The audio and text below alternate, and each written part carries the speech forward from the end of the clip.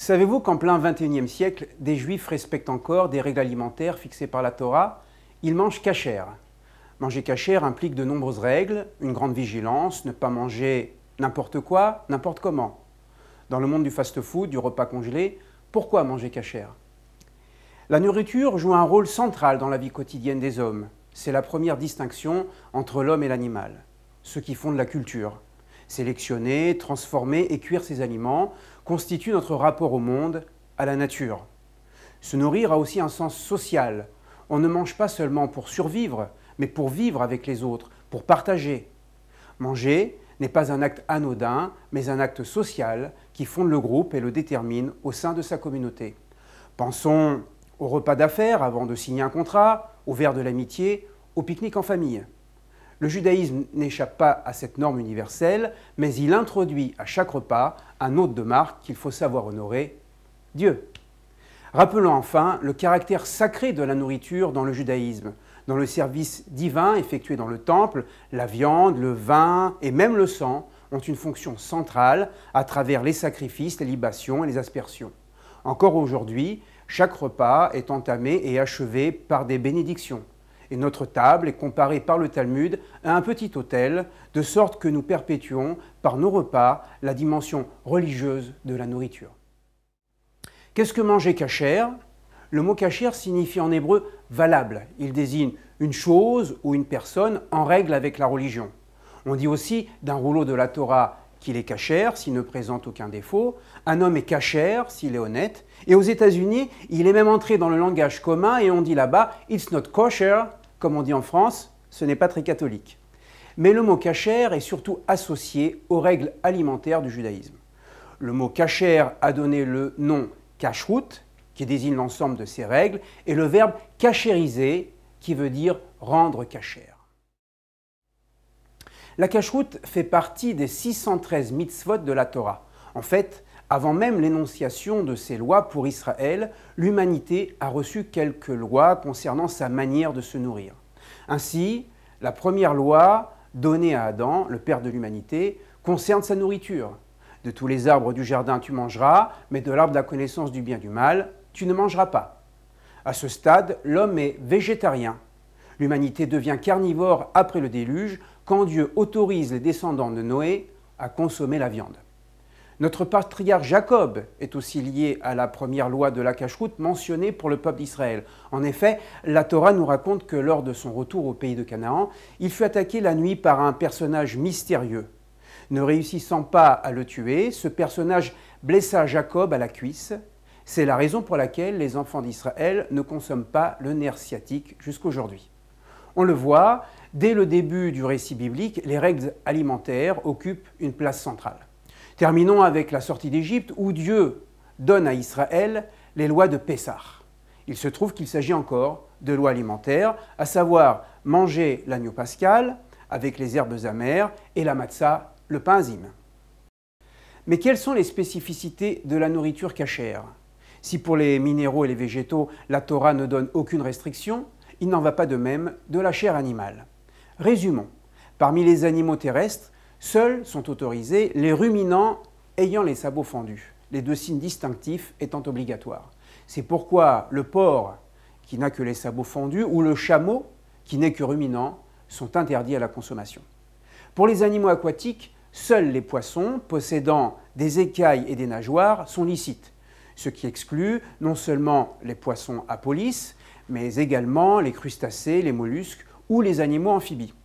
Enfin, pour les oiseaux, la Torah donne une liste de 24 volatiles interdits qui sont soit des prédateurs, comme l'aigle, soit des migrateurs, comme la cigogne. Bien sûr, la question qui revient le plus souvent est « pourquoi de tels signes ?» La Torah ne justifie pas son choix, elle donne ce que l'on pourrait appeler l'esprit des lois de la kashrut. En effet, le chapitre 11 du Lévitique, consacré aux règles de la kashrut, se termine par ce verset « Vitem kedoshim ki kadosh ani » et vous serez saints, car moi, l'Éternel, je suis saint. Ces règles constituent une discipline de vie pour le peuple juif, distingué par Dieu en tant que nation de prêtres. Certes, les penseurs du judaïsme ont tenté des explications. Citons le fait que les ruminants aux sabots fendus sont des herbivores, et qu'en mangeant de leur chair, nous sommes en quelque sorte des herbivores au second degré. D'autres y voient des signes symboliques. Ruminer signifie répéter l'étude de la Torah. Ajoutons que pour les animaux terrestres et les volatiles, il existe un mode spécifique d'abattage nommé la sherita, qui consiste à égorger l'animal avec une lame extrêmement fine. Nous y reviendrons. La consommation du sang est formellement interdite par la Torah. Un verset le dit explicitement, vous ne consommerez pas le sang, car le sang est l'âme, et tu ne consommeras pas l'âme avec la chair. Si la Torah autorise la consommation de la chair animale, elle interdit le sang qui véhicule l'âme animale, que l'on pourrait entendre comme l'instinct animal. En d'autres termes, la Torah exige que l'homme s'humanise chaque fois davantage et non pas qu'il s'animalise par son mode de consommation. S'en suivent des règles strictes de préparation de la viande, l'abattage rituel ne suffisant pas. Il faut aussi procéder à la cachérisation de la viande en la salant et en la laissant reposer ou en la grillant. Qu'en est-il de la préparation des plats? Reste un autre interdit majeur, l'interdiction de consommer le lait et la viande ensemble. En fait, le verset qui fonde cet interdit est très elliptique. Et tu ne feras pas cuire le chevreau dans le lait de sa mère. Mais la tradition orale a élargi l'interdit au lait et la viande, même s'il n'existe aucune filiation entre les deux aliments. En fait, ce verset étant répété 3 fois dans la Torah, les rabbins y ont perçu 3 interdits, interdiction de cuire, interdiction de manger et interdiction de tirer profit d'un mélange lait-viande.